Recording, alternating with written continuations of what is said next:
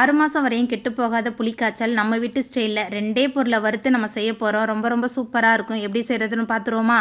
அடுப்பில் கடாய் வச்சு 3 table spoon வெந்தயம், 7 டேபிள் ஸ்பூன் கருப்பு எள்ளு சேர்த்துட்டு நல்லா பொரிய விடலாம். பொரிஞ்சதுக்கப்புறம் அடுப்பு ஆஃப் பண்ணிவிட்டு ஆறுனதுக்கப்புறம் மிக்சியில் மாற்றிட்டு பொடிச்சிக்கலாம்.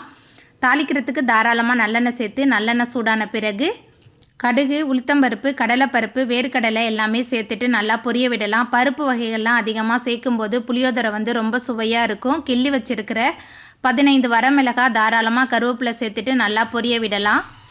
நல்லா பொரிஞ்சு வந்த பிறகு 1 டேபிள் ஸ்பூன் காரமான தனி மிளகாய்த்தூள், 2 டேபிள் ஸ்பூன் மஞ்சத்தூள், கட்டி பெருங்காயத்தை தண்ணியில் கரைச்சி வச்சுருந்தேன். அந்த பெருங்காய கரைசல் சேர்த்துக்கலாம். கட்டி பெருங்காயம் சேர்க்கும்போது புளியோதரை நல்ல மணமாகவும் சுவையாகவும் இருக்கும்.